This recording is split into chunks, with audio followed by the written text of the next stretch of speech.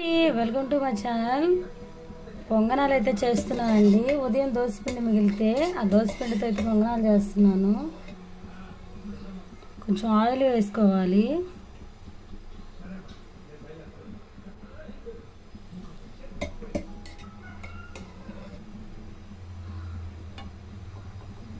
అన్నిట్లో అయితే ఆయిల్ వేసుకోవాలండి.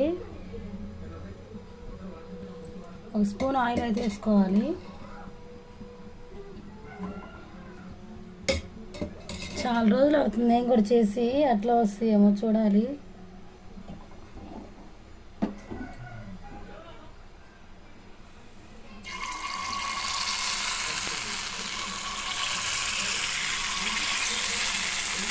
సౌండ్ అయితే భలే వస్తుంది కదా.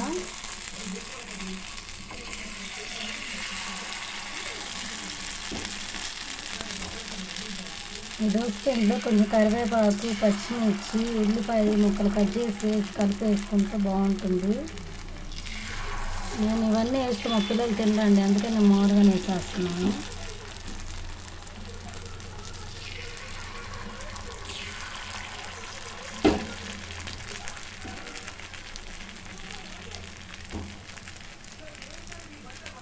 మూత పెట్టుకొని ఒక 10 నిమిషాలు అయితే ఉడికించుకోవాలి.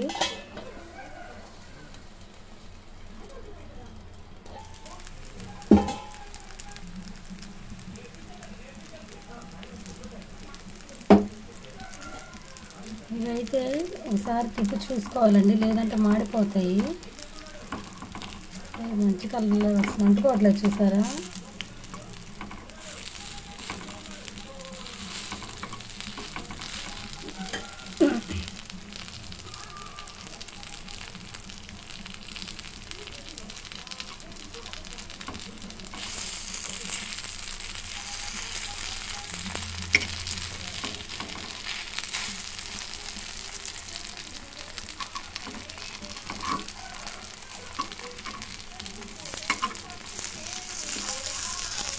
చూడండి ఎలా వస్తుందో.